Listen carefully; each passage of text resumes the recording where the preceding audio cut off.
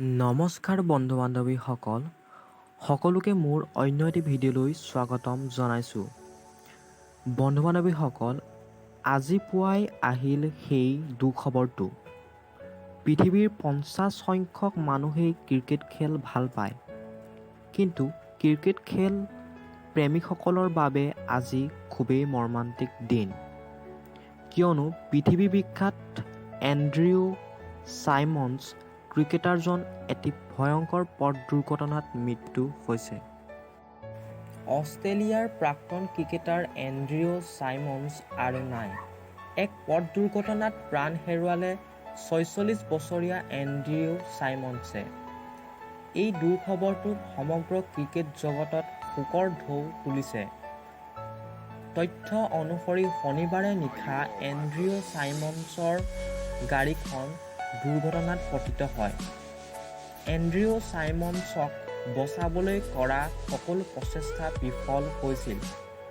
আৰক্ষীয়ে জনোৱা অনুসৰি দুৰ্ঘটনাটোৰ সময়ত এণ্ড্ৰিও চাইমন্স গুৰুতৰভাৱে আঘাতপ্ৰাপ্ত হৈছিল।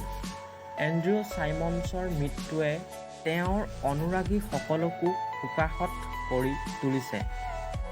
কুইন্সলেণ্ড আৰক্ষীৰ পৰা পোৱা তথ্য অনুসৰি ঘটনাটো শনিবাৰে নিশা প্ৰায় 10:30 বজাত হাৰ্ভ ৰেঞ্জত সংঘটিত হৈছিল।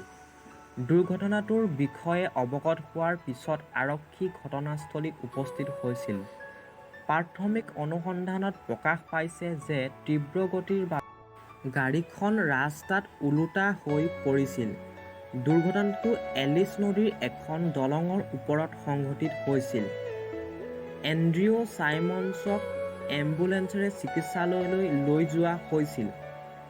চিকিৎসকসকলে তেওঁক বচাবলৈ যথেষ্ট চেষ্টা কৰিছিল যদিও সফল নহ'ল। চাইমন্সে 1998 চনত অষ্ট্ৰেলিয়াৰ হৈ আন্তঃৰাষ্ট্ৰীয় খেলত আত্মপ্ৰকাশ কৰিছিল। তেওঁৰ মৃত্যুৱে কেৱল ক্ৰিকেট জগতৰে নহয়, সমগ্ৰ বিশ্বৰ মানুহৰ মনত দুখ দি গৈছে।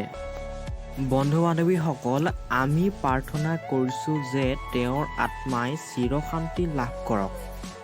বন্ধু বান্ধৱীসকল, আজিৰ ভিডিঅ'টো ইমানেই আছিল। যদি ভিডিঅ'টো চাই ভাল পালে ভিডিঅ'টো লাইক কৰিব আৰু চেনেলটিত নতুনকৈ আহিছে যদি চেনেলটিক ছাবস্ক্ৰাইব কৰি কাষতে থকা বেল আইকনটো অল নটিফিকেশ্যন কৰি প্ৰেছ কৰি ল'ব। ধন্যবাদ।